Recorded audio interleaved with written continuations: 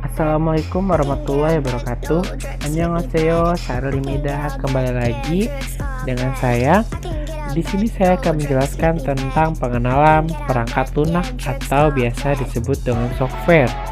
Wow, kalau kalian nonton di video saya sebelumnya, saya juga sempat menjelaskan tentang perangkat keras atau hardware. Nah, di sini dengan mata kuliah pengantar teknologi informasi dan dosen pengampu Hendra Kosasih. Kita langsung aja. Definisi perangkat lunak atau biasa disebut dengan software adalah program yang berisi kumpulan instruksi untuk melakukan proses pengolahan data. Nah, pada tahun 2002, Roger S. mengatakan perangkat lunak yaitu sekelompok item atau objek yang membantu konfigurasi di mana di dalamnya termasuk program, dokumen, dan data. Nah, sedangkan pada tahun 2007, Melvin mengatakan bahwa perangkat lunak yaitu suatu program yang berfungsi sebagai pengatur aktivitas kerja komputer dan semua instruksi yang mengarah pada sistem komputer. Nah, fungsi perangkat lunak itu ada 4. Yang pertama, mengatur input atau output dari komputer. Yang kedua, menyediakan dan mengatur serta memerintah hardware agar dapat berjalan dengan baik. Yang ketiga, menjalankan perintah tertentu pada sebuah sistem. Dan yang keempat, mengatur dan membuat pekerjaan lebih efisien. Nah, ada klasifikasi perangkat lunak. Berdasarkan fungsinya, perangkat lunak aplikasi. Di sini ada klasifikasi perangkat lunak. Berdasarkan fungsinya, perangkat lunak aplikasi atau perangkat lunak sistem. Yang kedua, berdasar cara mendapatkan dan hak pemakaian. Perangkat lunak komersial, perangkat lunak domain public atau shareware, freeware, dan rentalware. Nah, yang pertama ada perangkat lunak aplikasi.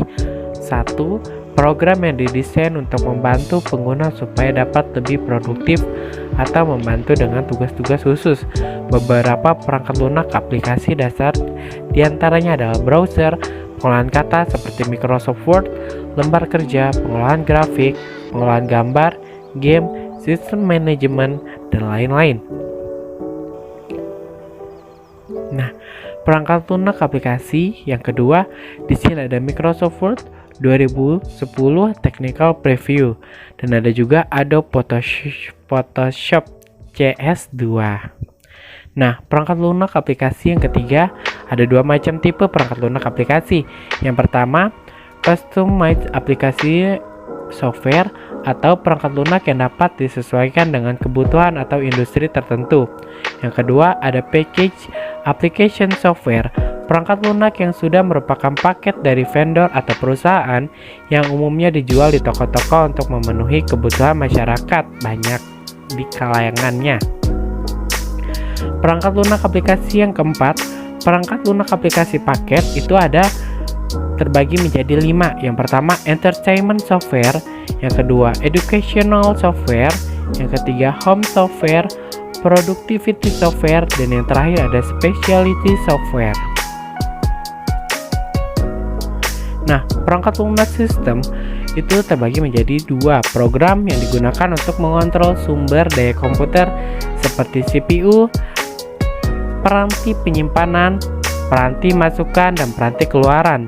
Yang kedua, kedudukan program ini adalah sebagai perantara antara program aplikasi dan perangkat keras komputer.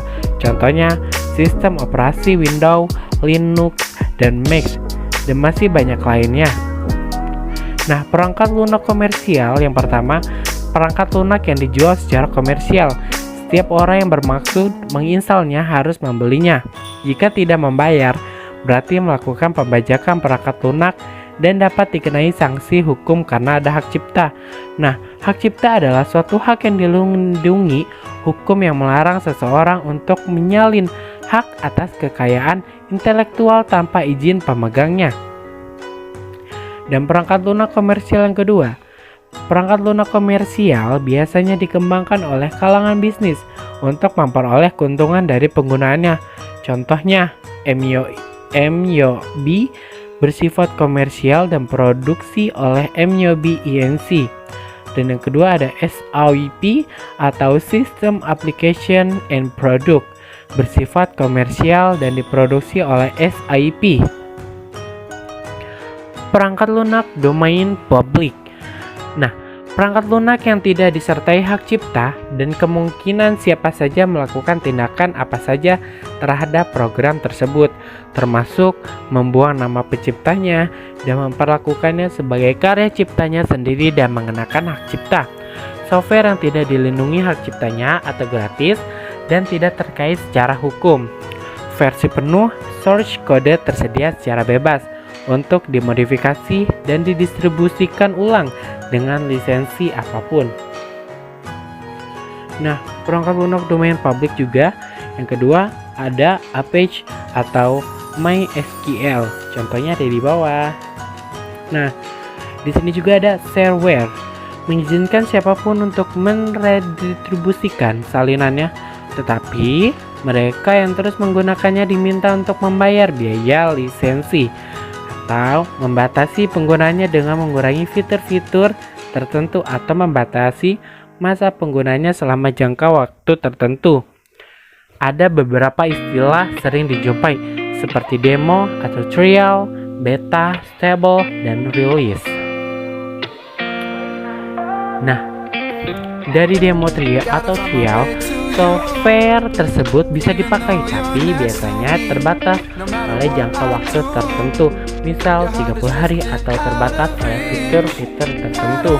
Beta, software yang dalam proses pembuatan dan developingnya belum selesai, tapi sudah bisa digunakan. Jika sudah fix, biasanya dikenal dengan istilah stable.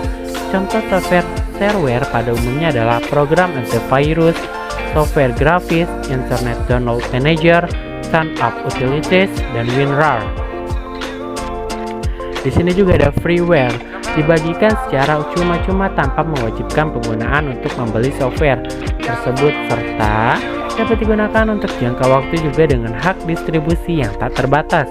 Software yang termasuk dalam kategori freeware antara lain seperti browser Mozilla Firefox, Opera, CC Cleaner, Smadaf, WinRAR, dan lain-lain.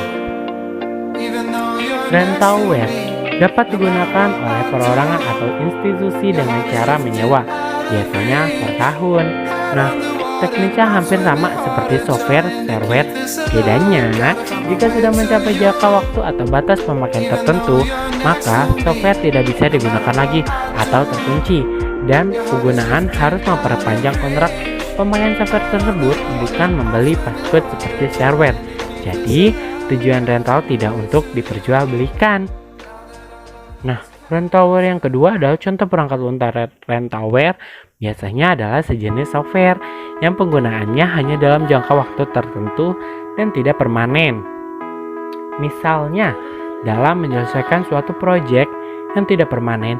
Jadi, apabila proyek yang dikerjakan telah selesai, maka perangkat lunak tidak lagi digunakan dan masa penyewaannya pun sudah habis.